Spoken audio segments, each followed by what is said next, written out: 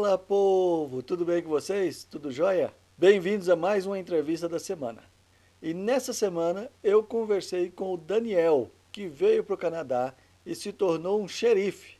Isso mesmo, um xerife. Para você que está chegando agora, meu nome é Cleuber, sou coach de imigração e o meu objetivo com essas entrevistas é te dar o maior número possível de informações para que você possa se preparar melhor para a sua imigração. Se você gostar dessa entrevista, deixe o seu like, comente, compartilhe. Isso nos ajuda a continuar fazendo esse trabalho. Vamos à entrevista? Bom, eu hoje estou aqui com o Daniel, que eu conheci um pouco da história dele recentemente e é uma história interessantíssima. Eu espero que vocês também gostem. Daniel, muito obrigado por você tirar um tempo para conversar com a gente aqui, para contar a sua experiência e para informar, né? O intuito dessas entrevistas é para informar aquelas pessoas que estão no Brasil, estão querendo emigrar e não conhecem o Canadá, não conhecem a realidade do dia a dia da gente aqui. O nosso objetivo com isso, né? E eu sei que você quis fazer isso para poder informar, para poder munir as pessoas com informação. Eu te agradeço muito por esse tempo. E então eu queria que você começasse se apresentando para quem está assistindo. Ô, Kleber, é um prazer. Realmente, se eu tivesse a oportunidade, quando eu vim para cá, de assistir vídeos de qualidade, né? Porque a gente vê muita coisa, mas, enfim, que é inverossímil, né? Que não é verídico e que não te agrega muita coisa e não faz você tomar a decisão correta, né? Na hora de você... Porque não é simples, né? Não é fácil.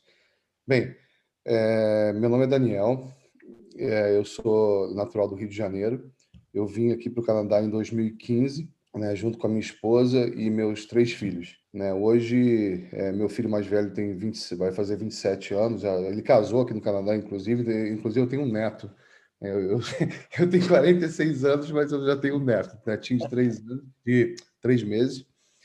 E as minhas outras 2 filhas, uma tem 18, veio para cá com 11 para 12 e a mais nova veio com 5 anos, que hoje está com 11, né? Eu era piloto no Brasil, fui piloto da polícia no Brasil e depois piloto, mais recentemente eu era comandante na Azul Linhas Aéreas, onde eu fiquei até um pouco antes de vir para cá.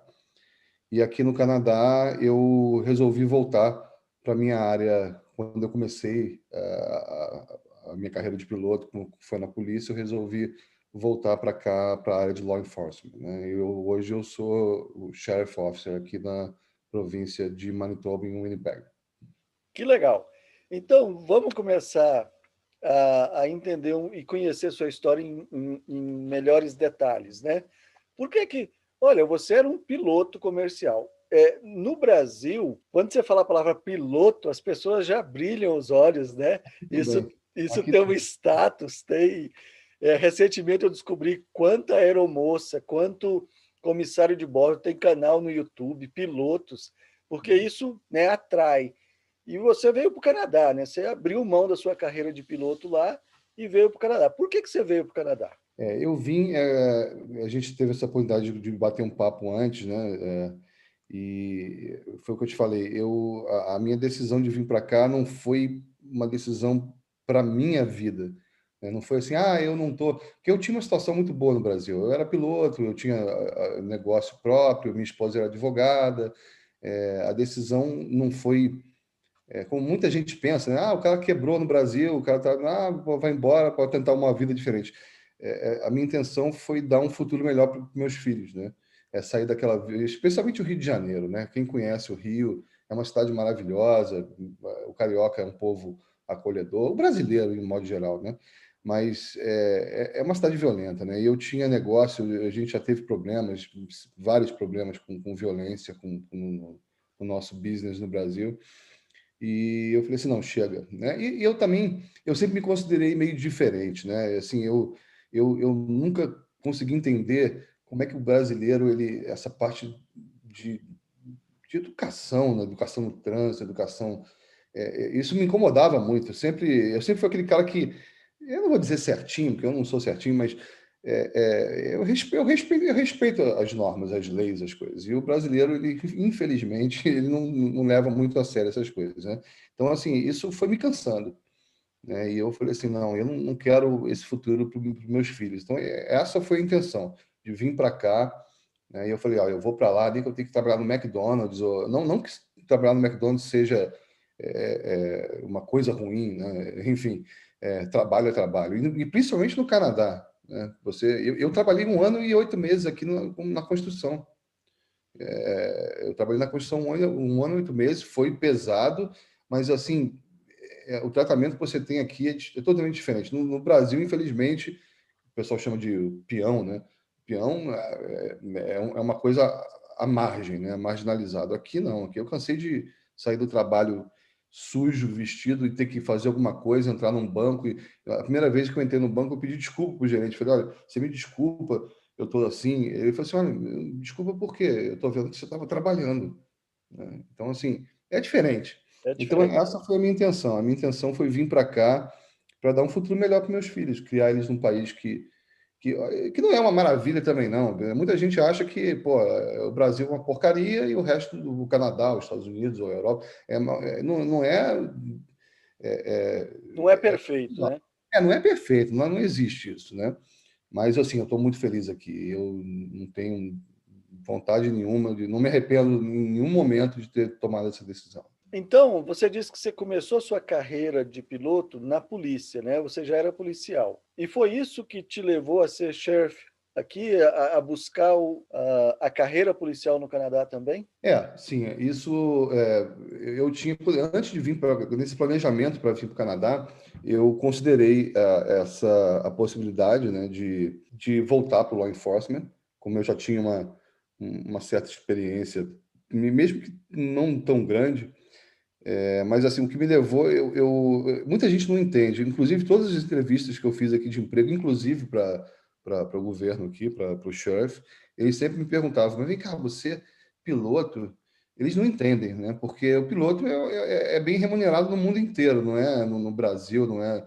Então, assim, eles falam, por que você com a experiência, são 20 anos como piloto, né? Então, assim, por que que você está fazendo isso, né? Porque você está trocando uma profissão que vai te dar uma remuneração alta por uma profissão que vai. Tudo bem, policial aqui no Canadá, qualquer que seja, ou polícia local, ou RCMP, ou sheriff, não é diferente do Brasil, você ganha bem, né? Mas, obviamente, piloto é muito melhor.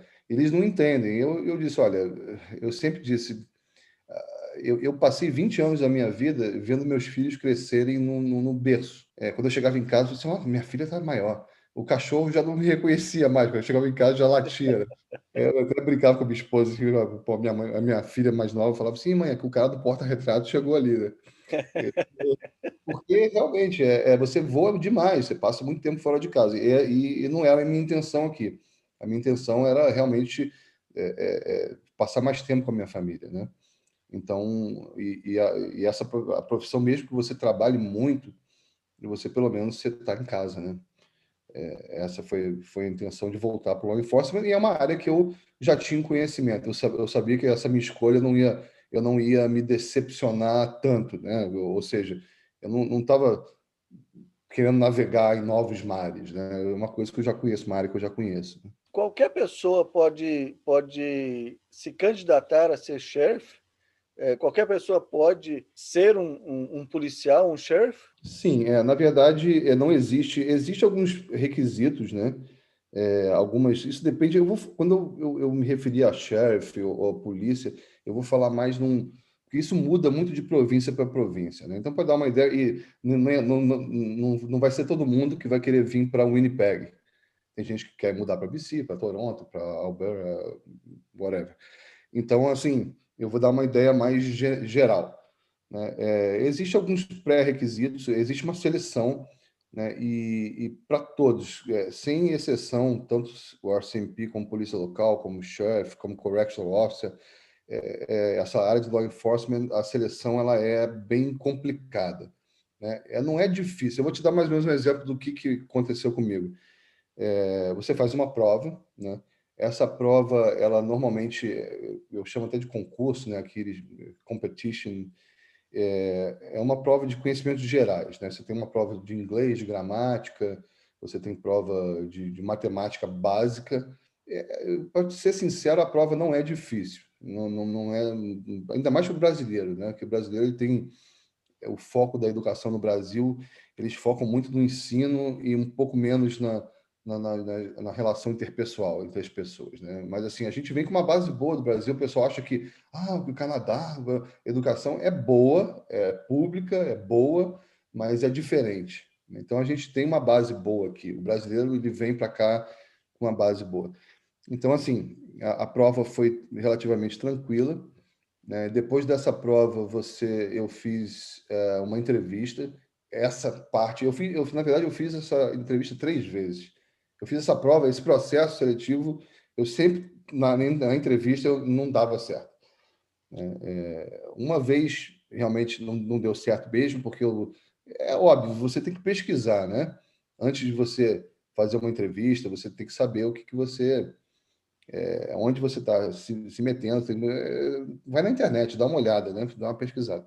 Enfim, e eu fiz essa entrevista. A entrevista é um painel de 3 pessoas, e eles te perguntam, são várias perguntas, né? É uma entrevista meio demorada, mas assim, foi complicado, mas também não é nada assim absurdo. Aí tem uma parte psicológica, né? Um teste psicotécnico, né? Que muita gente. Eu particularmente, eu não sei, eu nunca tive problema com isso, não. Eu fiz uma parte escrita e uma entrevista, foi tranquilo, não tive problema nenhum. Aí depois tem uma parte que eles chamam de security screening, que eles vão verificar a sua vida inteira, se você tem algum passado ou se você tem algum conflito de interesse, se você tem alguma amizade com alguém envolvido com a justiça, coisas que a gente não tem aqui. Tem essa parte de security screening e basicamente depois você vai para o treinamento, né? Esse treinamento varia de lugar para lugar, pode ser de 3 meses a 6 meses, depende da província. E essa parte tem uma parte física muito. Alguns lugares é mais fácil, outros é um pouquinho mais complicado. O RCMP ele é bem complicado nessa parte física. E, inclusive, stand de tiro, tem gente que nunca nunca manuseou uma arma, né? Então, assim, tem um pouco mais de dificuldade. Mas, enfim, é um processo longo, demorou um tempo, né? De eu ser chamado, de eu começar a fazer a prova até ser chamado, foi quase um ano. Mas assim, é possível, não é difícil. É óbvio que eles dão preferência para quem já tem um certo background, mas eu tenho amigos no Sheriff, né, que não tem background, não tem uma experiência anterior, né, na área. E só para o pessoal que está lá no Brasil, né, saber qual é a diferença entre RCMP, Polícia Local e Sheriff. Essa é uma pergunta boa, até porque muita gente, quando você fala sheriff, eles associam muito ao sheriff nos Estados Unidos, né? E aqui no Canadá é um pouquinho diferente, né? Cada cidade ela tem a sua força policial própria, pelo menos as cidades maiores, né? Elas têm, por exemplo, aqui em Winnipeg, a gente tem a Winnipeg Police Service, que é a WPS, e você tem ou seja, a polícia local, ela responde, ela tem a jurisdição no município, na cidade, e faz de tudo, né? Policiamento, investigação, educação. E muita gente pensa que o Canadá, obviamente, a gente não pode comparar é, a violência que a gente tem no Canadá com o Brasil, mas você tem sim, você tem. Winnipeg, por exemplo, é considerado uma cidade violenta. A gente tem 40, entre 40 e 50 homicídios ao ano aqui. Se você comparar isso com o Brasil, é ridículo, né? Isso é no final de semana, né? É ridículo. Isso um final de semana de balada no Brasil, morre esse tanto de gente, né? Mas enfim, é um número alto falando de Canadá. A polícia aqui trabalha bastante, né? Tem muito problema com gangue, com droga, principalmente com essa parte de metanfetamina agora, que é uma droga barata, né? Eles chamam de um ponto, né? Um point de metanfetamina custa $10 e o cara consegue ficar doidão por 12 horas, ou seja, é barato e é extremamente destrutivo, né? Acaba com a pessoa. Enfim, e a gente está tendo muito problema com isso aqui agora. Mas, enfim, voltando ao sheriff, o sheriff ele é mais ligado à justiça. Ele é como se fosse uma polícia judiciária. Basicamente, o sheriff ele é responsável, obviamente, pela segurança na corte. Toda corte no Canadá tem que ter um sheriff dentro tomando segurança na corte, né? A gente teve caso até de bomba em corte, enfim. Não acontece muito com frequência problema, mas, enfim. Transporte dos presos entre para a corte, da cadeia para a corte, da corte para a cadeia, a parte de civil enforcement, que é a parte que o oficial de justiça faz no Brasil, de entregar intimação, fazer eviction, que é a ordem de despejo. É uma parte chata que às vezes você tem que tirar de uma residência uma pessoa que não está pagando aluguel, enfim. E às vezes a pessoa, a maioria das vezes não, a maioria das vezes é relacionada à droga, alguma coisa assim, mas às vezes a pessoa está passando alguma dificuldade, não tem como pagar, enfim, é complicado. E também a parte quando você está de highway, que cumpre o Highway Act, né, que você Polícia tá, rodoviária. como se fosse a polícia rodoviária, você está na estrada lá, resolve acelerar o seu brinquedo lá e você pullover é parado pelo sheriff, né? Essa parte de highway traffic control. E basicamente é isso, né? O sheriff aqui ele não faz trabalho de polícia, acaba fazendo, a gente prende gente, enfim, mas normalmente ligado a outro, não ao policiamento em si. E o RCMP, ele cobre, aí sim, o RCMP nessas cidades que não tem policiamento, o RCMP ele cobre, o RCMP seria a Polícia Federal do Brasil, né? Mas ele é muito maior, né? A abrangência do RCMP no Canadá, ele cobre todos esses buracos que é necessário de segurança pública e não tem. E, obviamente, o RCMP é tão grande que ele faz tanta coisa que não dá nem para falar nesse vídeo aqui. Mas toda essa parte que o FBI nos Estados Unidos faz também. Seria a Polícia Federal do Brasil. Enfim, mais ou menos a diferença é essa, né? Ok, eu gostaria da gente voltar um pouquinho mais, Daniel, na questão da criminalidade, porque de fato, né, lá quando a gente está lá no Brasil, que a gente ouve falar em imigração para o Canadá, e aí você vê falar em baixas estatísticas de crime, né?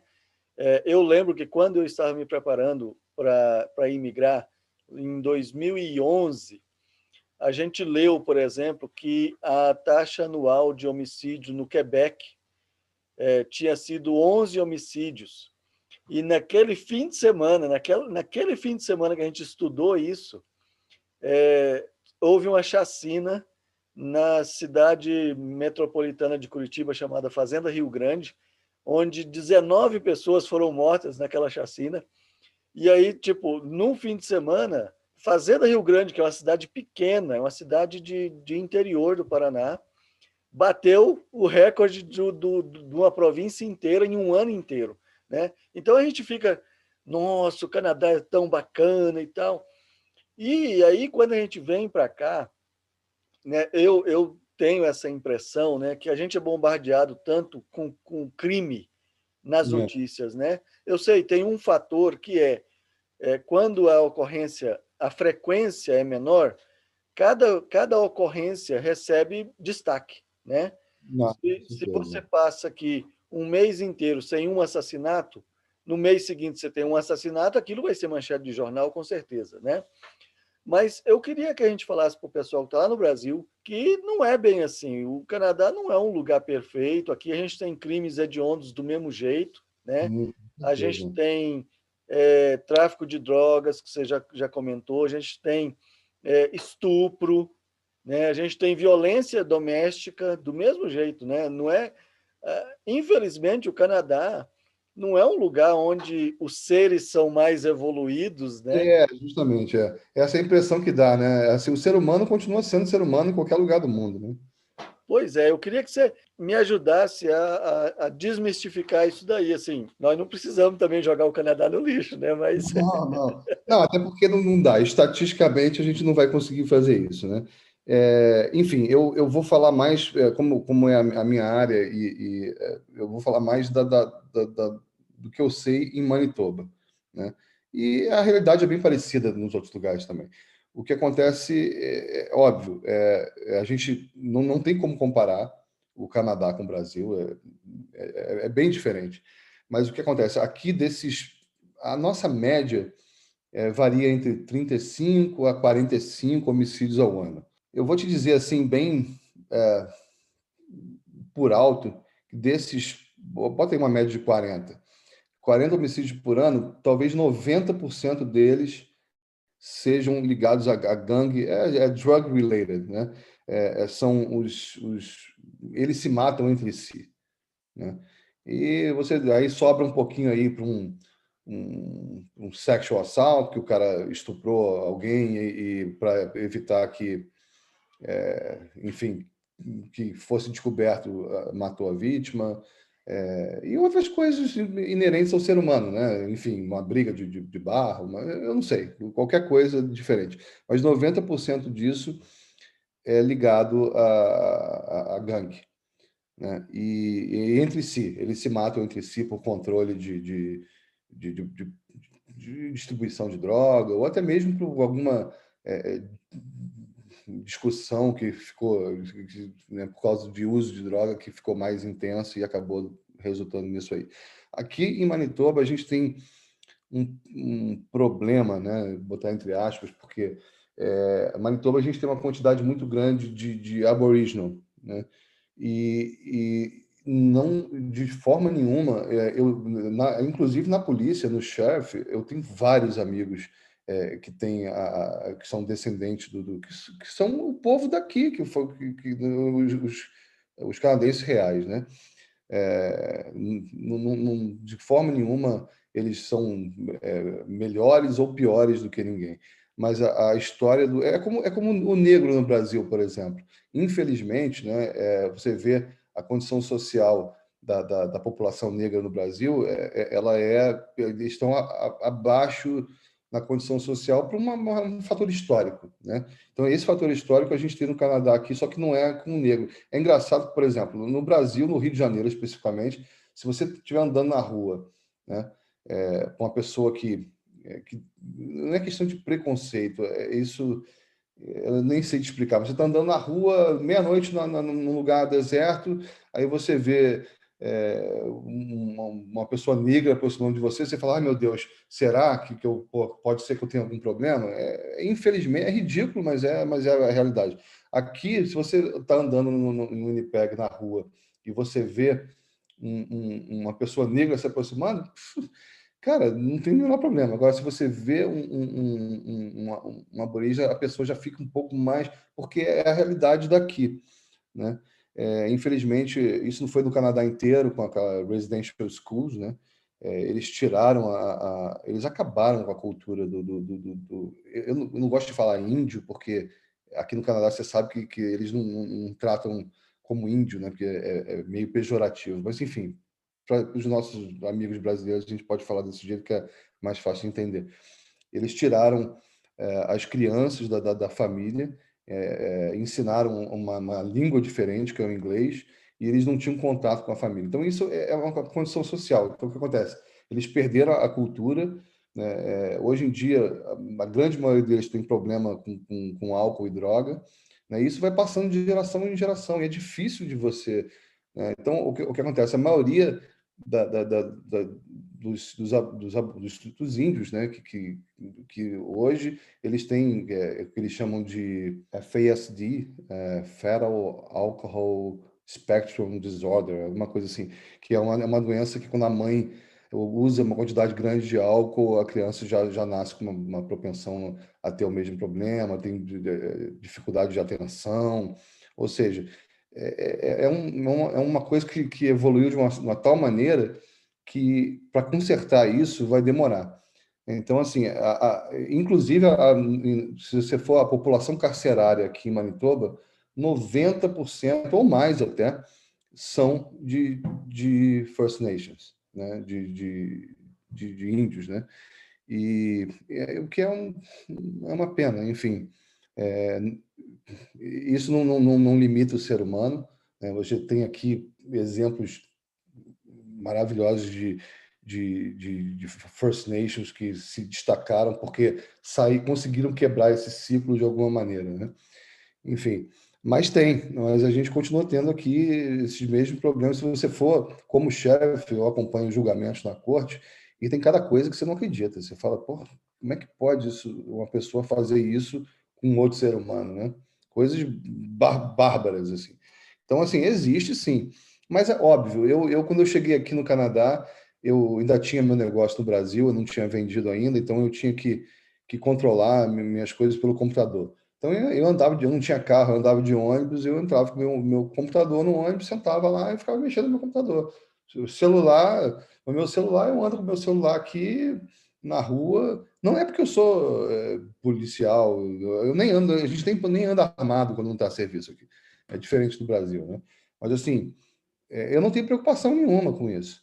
Né? É totalmente diferente, é uma realidade diferente. Mas você não pode chegar aqui e achar que, eu não vou tomar cuidado nenhum. Claro que você tem, né? Tem que tomar cuidado. É o ser humano, né? Você tem pessoas drogadas, tem pessoas que. Então, nada impede que você seja mais um número nessa estatística, infelizmente, né? Mas é diferente, é diferente. Eu me sinto muito melhor, muito mais seguro aqui. A minha casa, eu moro numa vizinhança considerada boa aqui em Winnipeg. Nossa, eu já perdi a conta de quantas vezes eu esqueci de trancar a porta, eu deixei a garagem aberta e não tem cerca, né? Você sabe como é que é. É só no backyard, mas na frente não tem cerca. E aí minhas coisas ficaram na garagem, minha bicicleta das minhas filhas, máquinas que você tem cortador de grama, snowblower, essas coisas. Nunca ninguém mexeu. Agora, enfim, eu dei sorte? Dei, porque poderia até estar alguém mal intencionado, seja ele branco, amarelo, preto, verde, passando na porta da minha casa, ver a garagem aberta, vou levar a bicicleta. Enfim, mas no Brasil, com certeza, eu acho que minha bicicleta não ia durar muito tempo lá, não, né? E eu acho Isso, né? interessante porque se você conta essa história para um canadense, ele vai ficar horrorizado de que você não trancou a porta, né? Sim. Não, eles têm medo, né? Eles não têm noção do que é. Quando você vem pro Brasil, do Brasil para cá, você vem calejado, né? É difícil, assim, você não. A não ser que você relaxe muito, que você fala assim, eu estou num país novo. Mas normalmente o brasileiro ele fica esperto, né? Ele não dá mole, né? Mas o canadense ele não tem noção. Quando eu falo com meus amigos as coisas que acontecem no Brasil, tem uma história engraçada. Eu trabalhei numa empresa aérea aqui, né? Eu trabalhei na construção, na empresa aérea e depois no Sheriff. E tinha um amigo que ele tinha uma convenção no Rio de Janeiro. Ele é canadense, né? Descendente de alemão, enfim, aquele cara branco de olho azul, bem cara de gringo mesmo, né? Então ele virou para mim e falou assim: Pô, Daniel, eu tô indo para o Rio. Cara, eu não sei o que eu faço. Pô, me ajuda. Você é de lá. Eu fiz para ele praticamente um livro das coisas que ele poderia fazer e que ele não deveria fazer. Quando ele viu aquilo ali, ele falou assim: Meu Deus, eu acho que eu não vou mais. Eu falei assim: Não, cara, vai e você vai ver qual é, né?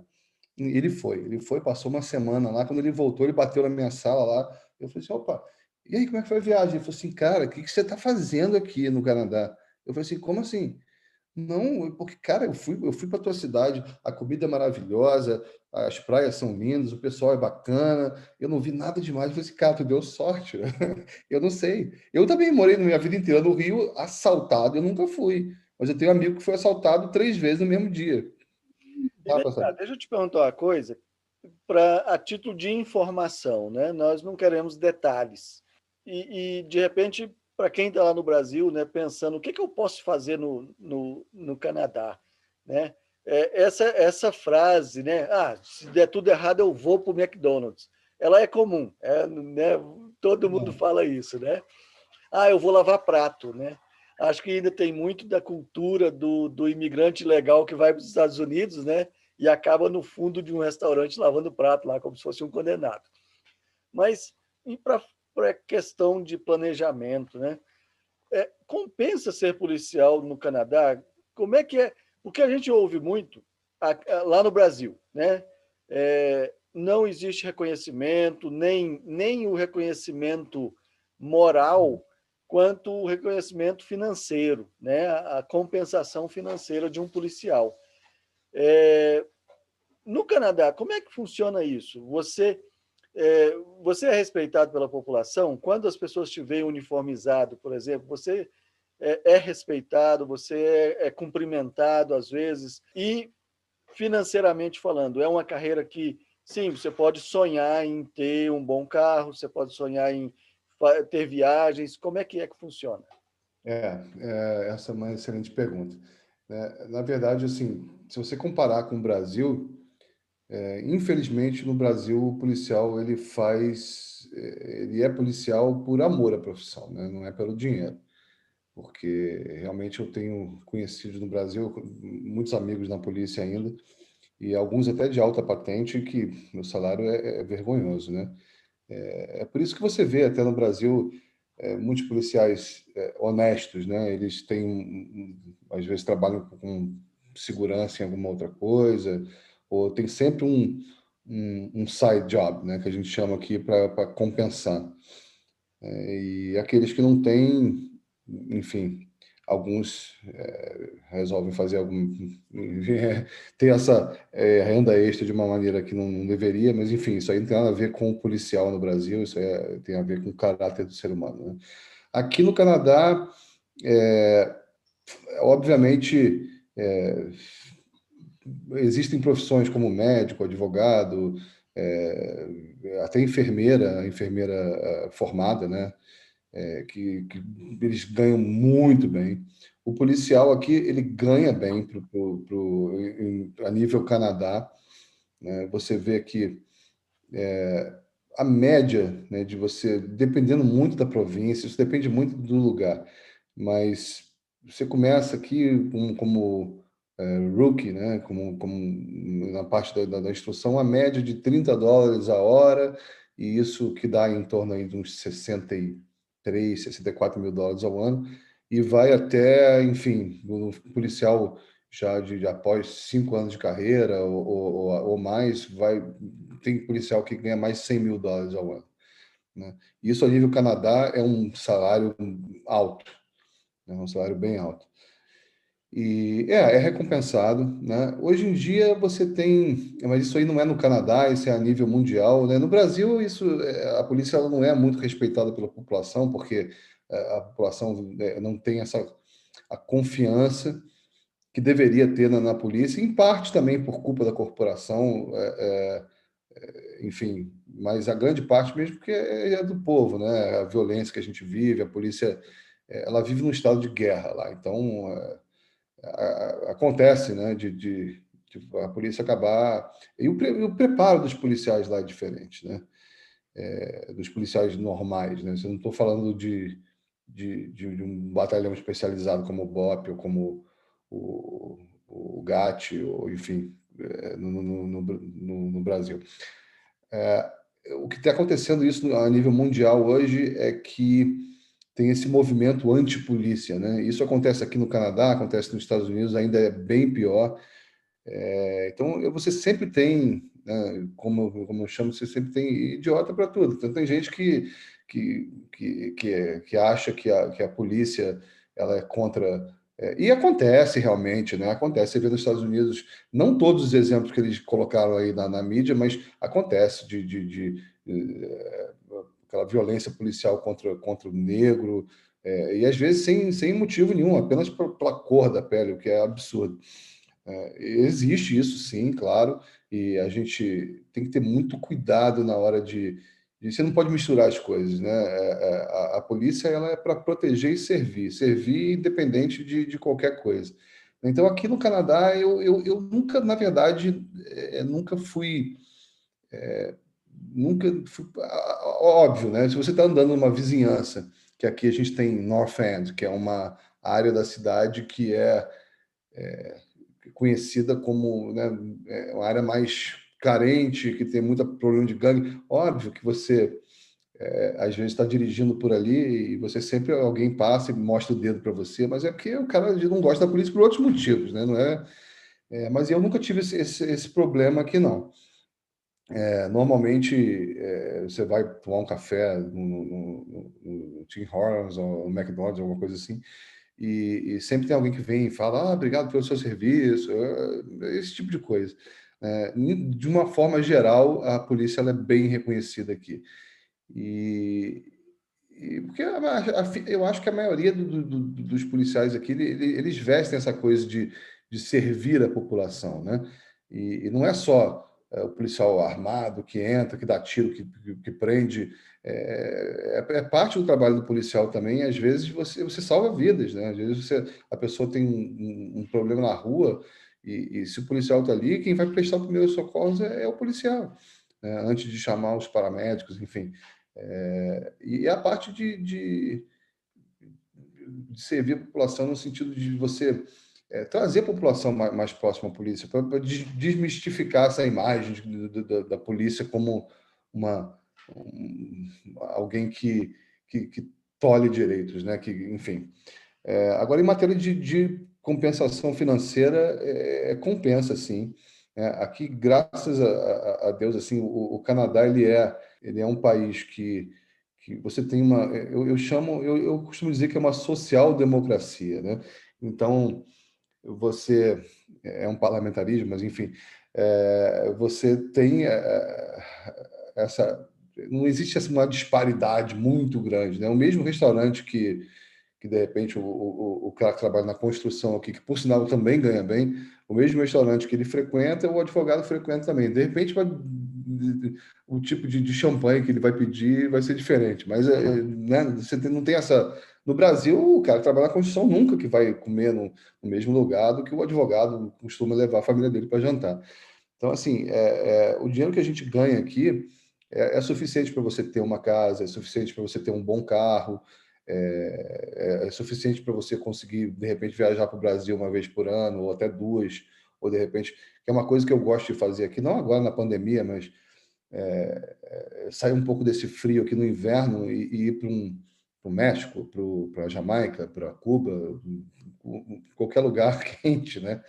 Então, assim, é possível sim. É muito comum, as pessoas no Brasil, elas têm uma ideia errada também com relação muita gente me liga, né? Porque a gente está aqui morando há muito tempo, então o pessoal liga, pô, cara, eu quero ir para o Canadá, eu quero ir para o Canadá, e eu queria. É porque eu vi num blog, com certeza não foi no seu, que com certeza não foi, que o Canadá precisa de gente. Né? Assim, sim, precisa. Nós somos um país gigantesco, se eu não me engano, acho que é o terceiro maior do mundo, né? Se eu não, né? Uma dimensão territorial gigantesca com 35 milhões de pessoas. Precisa de gente, mas eu quero lembrar você, né, quando eu falo com meus amigos, que você não está se mudando para a Zâmbia, sei lá, você está se mudando para o Canadá. Então, assim, aqui você vai competir com o canadense, entendeu? Então, assim, muita gente acha que vai chegar aqui, eu sou engenheiro no Brasil, vou ser engenheiro no Canadá. Não, não vai. Não, não é que não vai. Vai, mas não a princípio não vai. Até porque é uma profissão regulamentada, né? Mas você pode, tudo que você quiser ser aqui, se você se esforçar, você tem chance, sim. Mas é complicado. Como eu falei um pouco mais atrás, eu trabalhei 1 ano e 8 meses na construção aqui porque eu não podia ser piloto aqui, não tinha o inglês suficiente para fazer esse concurso para a polícia aqui. Eu vou te dizer, meu inglês também não é maravilhoso até hoje, não. É bom, mas não é. Mas a gente se vira, as pessoas estão acostumadas, é diferente. Mas é o Canadá, né? A gente não pode esquecer que a gente está num país de primeiro mundo, não é um lugar que você vai chegar aqui, você vai conseguir você tem que fazer um downgrade para depois pensar para frente, né? É assim que funciona. Então tem gente, é por isso que é difícil migrar para cá. Para cá não, para qualquer lugar, porque você tem que estar psicologicamente preparado para perder um pouco para ganhar depois. E ganha, ganha. Muito bacana essa sua fala. Uma coisa que eu tiro daí, e uma coisa que aconteceu comigo, né, é a questão de você ter perspectiva. Mesmo antes de sair do Brasil, eu já tinha várias perspectivas, assim, vai levar X anos, mas eu consigo chegar nisso, eu consigo ter isso, né? E é uma coisa que, infelizmente, você vê que no Brasil as pessoas deixaram de ter sonhos, né, de ter perspectivas. As pessoas estão preocupadas com esse ano, com o aqui e agora, com não perder o emprego. E o Brasil não oferece tanta condição assim, né, para as pessoas pensarem no longo prazo, na felicidade a longo prazo, enfim. Eu acho isso muito triste. Eu queria voltar um pouquinho, Daniel, num lado mais pessoal. Como é que foi sua adaptação? Quais foram os seus desafios aqui? Você veio com filhos, você, né, a esposa abandonou a profissão, voltou a ser estudante. Quais foram os desafios que vocês enfrentaram? Eu acho assim, nós enfrentamos vários desafios, mas como você disse aí, eu sabia exatamente o que eu queria quando eu vim para cá. Eu não vim me aventurar no sentido assim de não saber o que eu queria da minha vida, né? Eu vim porque eu queria dar um futuro melhor para meus filhos, mas eu me planejei para isso, né? Então, eu não falo da parte financeira, não, que é importante, é tão importante como qualquer outra, mas assim, eu sabia exatamente que eu ia chegar aqui, eu não ia ter a oportunidade que eu queria de imediato, né, que eu ia ter que trabalhar esses, o que eles chamam aqui de entry-level job, né, ou no McDonald's, ou na construção, ou seja lá o que for, até eu ir seguindo meus objetivos aqui. Então, assim, psicologicamente, eu estava preparado para isso. Isso eu acho um fator assim fundamental. Estar preparado psicologicamente para o que vem. Agora, o clima também eu estava preparado psicologicamente, porque especialmente o Winnipeg, o pessoal até brinca que se chama Winterpeg, né, que é muito frio. Mas eu vou te dizer que eu achei que fosse ser bem pior. Porque aqui faz menos 40 de termômetro às vezes, né? Outro dia eu vi, estava no inverno aqui, eu vi na televisão que a temperatura média de Marte é menos 40 e alguma coisa. Eu falei assim, nossa, o Winnipeg às vezes é mais frio, né? Então, mas assim, é engraçado porque a casa ela tem aquecimento central. Então, você dentro de casa você anda de short e camiseta. O carro, você tem aquele remote start, que você aciona seu carro de dentro de casa e quando você chega dentro do carro tá quente. A roupa é uma roupa especial, você não vai sair num frio de menos 40 como você anda lá no Brasil de casaquinho, é diferente. Então, assim, eu tenho conhecidos aqui que moravam no sul, né? Eles me disseram, olha, eu passava mais frio no Brasil do que eu passo aqui em Winnipeg. Né? E você acostuma, e é seco, né? Um frio seco, não é aquele frio úmido que entra pelo osso dentro. Então, assim, essa parte foi tranquila. Eu te confesso que eu não gosto, não. Se você quer o que eu gosto, eu sou maluco, né? Adoro o inverno. Não, é bonito. No primeiro ano, especialmente, você quer estar do lado de fora, você quer esquiar, você quer fazer tudo que as pessoas aqui às vezes fazem no inverno. Mas depois de um certo tempo, assim, uns 2, 3, 4 anos, já começa a dar um pouco no saco. É para isso que você tem que ter amigos aqui, né? Que se você tem suporte, e essa é uma outra parte para outra entrevista, mas você é fundamental. Você não tem família, e essa foi a parte ruim, que a gente sofreu mais, assim, de deixar aqueles amigos mais queridos e a família que a gente ama, pai, mãe, enfim, irmão, irmã, enfim, essas coisas assim é mais complicado.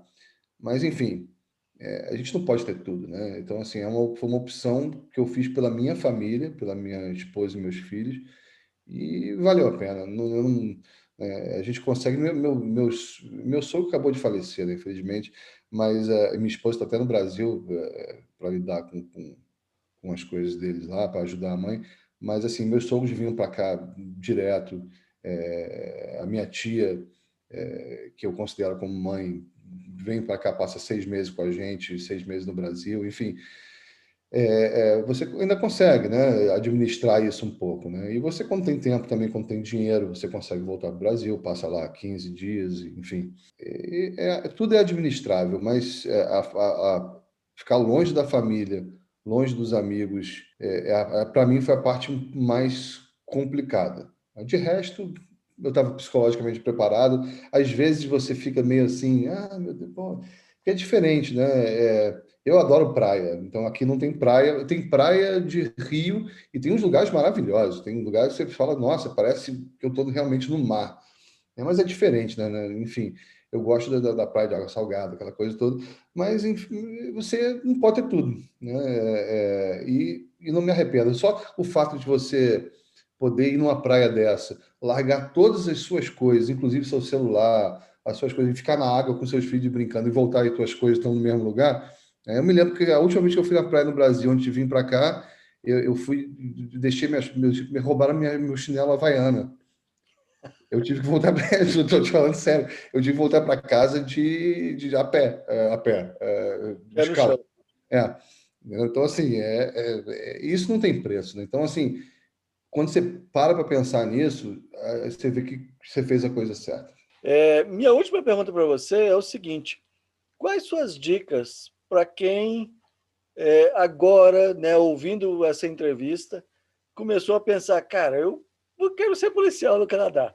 Quais suas dicas, então, para essa pessoa? O que que, de repente, ele estando lá no Brasil ainda, ele já poderia começar a fazer para que um dia ele seja policial no Canadá? Meu conselho é, primeiro, ter um foco, né? Se é isso que você quer fazer, aproveita, se foca. Obviamente, a parte física. Eu eu tenho 46 anos, eu não estou no meu melhor do meu físico, não, mas eu ainda eu não fumo, enfim, eu bebo, mas não bebo muito, mas enfim, isso aí não é o caso. Mas cuidar da parte da saúde, da parte física, se manter, porque isso é muito cobrado aqui, e dependendo da força que você vai aplicar, por exemplo, o RCMP, o treinamento é muito pesado. Então, assim, eu acho que a cada 10 pessoas que aplicam para o RCMP, talvez 6 sejam eliminadas na parte física, né? Nessa parte de treinamento físico. Então, assim, a parte física é uma. Acho que pesquisar bastante sobre como. Isso você encontra na internet, como as coisas funcionam, como o sistema aqui funciona. Eu acho que você já tem uma noção do que você vai esperar. Não, eu não digo nem das leis, mas como a polícia aqui funciona, né? Você encontra isso na internet. Eu acho que vale a pena pesquisar sobre isso. E eu acho que o resto é vontade. E o inglês, né? Isso, com certeza, é, assim, eu não digo que muita gente acha que, oh, não, mas eu não falo inglês, nada. É óbvio que se você não fala nada de inglês, você continua vindo para cá, você vai arrumar um trabalho, mas obviamente não vai ser o trabalho que você quer a princípio. Mas aprender inglês, isso eu descobri depois que eu vim para cá. Eu era piloto, eu achava que eu falava inglês muito bem, eu vi que não falava nada. Então, assim, quer aprender inglês, você tem que morar, viver num lugar. Não adianta. Escola de inglês é muito bom, meus filhos sempre estudaram em escola de inglês lá, e isso ajudou muito, deu uma base boa, mas nenhum deles, apesar de terem feito lá 15 anos de inglês, 20 anos de inglês, sei lá, não, 20 não, mas muito tempo, não é diferente, né? É diferente. Então, assim, foca no inglês, estuda, vem para cá com uma base. Não vai ser por causa do inglês que você não vai passar, mas é óbvio que numa entrevista, eles vão. A entrevista, obviamente, é em inglês, você está no Canadá, a partir do momento que você consegue. Eles dão muita importância para essa parte de reporte, né? Enfim, de relatório, escrever faz parte, e você tem que, na entrevista, tem que se destacar. Inclusive, isso aconteceu comigo aqui, na minha entrevista, na minha processo seletivo para o sheriff, se eu não me engano, foram 268 inscritos para fazer a prova. Eu acho que perto de 70 e poucos passaram e foram para a entrevista. A minha turma tinham quatro pessoas. Ou seja, eu, o único brasileiro lá, na verdade, o único imigrante. Eu era o único imigrante, porque o outro, aí tem uma canadense, o outro era filipino, mas, enfim, o background filipino, mas nascido no Canadá, e eram dois canadenses, um filipino e eu. Eu era o único imigrante ali. Então, assim, eu me destaquei por algum motivo. Essa minha entrevista, eu dei sorte, eu estava num dia iluminado, foi bem, mas, assim, é muito esforço. Não adianta o inglês, infelizmente, para qualquer coisa que você queira fazer aqui que te dê um retorno, o inglês tem que estar, no mínimo, razoável. Eu venho batendo nessa tecla, já em toda entrevista minha eu pergunto isso, né? Eu inclusive fiz uma entrevista com a Fabi do Master Fluency, você pode encontrar a entrevista aqui no link em cima. O inglês é o fator chave para você se dar bem aqui no Canadá. Você pode conseguir trabalho sem inglês? Pode. Você pode conseguir trabalho com inglês quebrado? Pode, mas não vai ser aquele trabalho dos sonhos, não vai ser aquele seu trabalho que você tem a meta de conseguir. E uma coisa que nós temos que reforçar é o seguinte: invista no inglês o máximo que você puder no Brasil. Você está pagando em real, você está pagando no Ah, conforto da sim. sua cultura. Quando você chegar aqui, você vai começar a pagar. É, bom, se bem que se você vier como PR, você vai ter o inglês de graça. Ah, não, a minha esposa aconteceu isso com ela, que hoje ela fala inglês, hoje ela é social worker aqui, né? ah, Enfim, e ela veio para cá com o inglês dela, ela tinha uma base mais razoável, mas e ela não fez o IELTS, né, no Brasil, ou o CELPIP, eu não sei o que, e ela não fez porque ela realmente não iria passar. E a gente veio para cá sem o PR, ela veio estudando e eu trabalhando, a gente conseguiu o documento depois. E ela gastou muito dinheiro aqui naquele que eles chamam de pathway, né? É muito caro, é muito caro. Então, 100%. No Brasil, você paga em real, se dedica lá para pelo menos te dar uma base boa aqui, o que não vai garantir nada, mas assim, ajuda assim, muito, né? Exatamente, exatamente. Invista o máximo que você conseguir no Brasil, tá? Não seja é, muquirana na área do inglês. Invista mesmo sem dó. Daniel, eu te agradeço bastante você ter tirado esse tempo para falar com a gente. Existe alguma coisa que eu deveria ter perguntado e eu não perguntei? Existe alguma coisa assim na área, né, na sua área, que seria interessante a gente falar? Não, bom, eu que agradeço, né? É um prazer. Assim, eu aceitei esse desafio, né? Porque eu não sou muito de falar aí pro público, assim, eu não me incomodo, não, mas, enfim, porque eu sei do trabalho que você faz e é um trabalho sério, né? Com informações verdadeiras, né? Não está querendo vender um serviço e trazer, como tem muita gente que faz isso, né? Então, assim, essa foi eu que agradeço pela oportunidade. Faltou me perguntar quando é que a gente vai tomar aquela cerveja quando você vier aqui, um Winnipeg, né? Ah, eu acredito que não, Kleber. Eu acredito que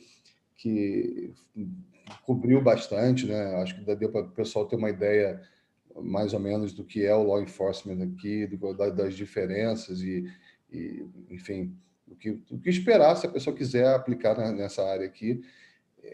Enfim, independente da área, eu acho que a gente tem aqui, como a gente falou um pouquinho atrás, te dar o direito de sonhar, né? Então, assim, você pode ser o que você quiser. Obviamente, você vai conseguir, não sei, depende de você, se você se dedicar. Mas é possível, sim, é possível. Eu não esperava que eu fosse voltar para a área de law enforcement aqui, enfim. E eu passei nessa seleção de 200, quase 300 pessoas, em 4 vagas, e eu entrei, enfim.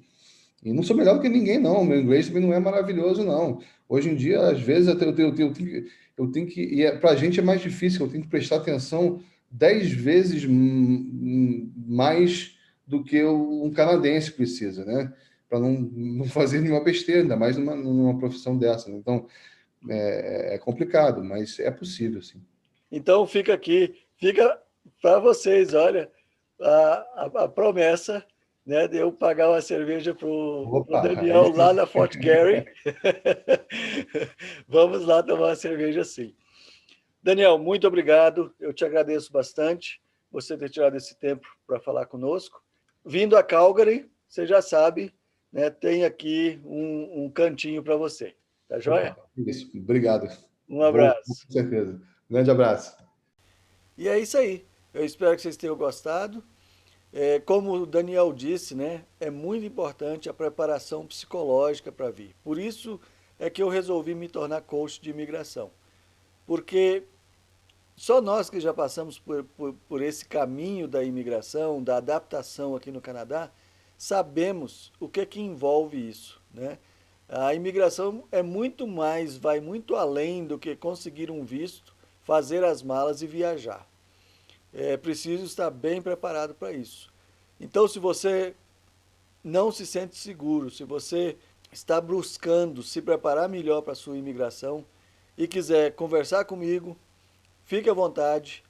Fique à vontade também para contactar o Daniel. Eu pedi autorização a ele e ele concordou em que, se você quiser fazer perguntas sobre o ser xerife, o ser policial, o passar no concurso, você pode contactá-lo nesse e-mail aqui. Ele vai responder a você. Talvez não imediatamente, ele tem uma escala super apertada, mas ele vai sim te responder. Tá joia? E se você tiver alguma dúvida, para mim, não hesite em me contactar. Tá joia? Um grande abraço e até a próxima.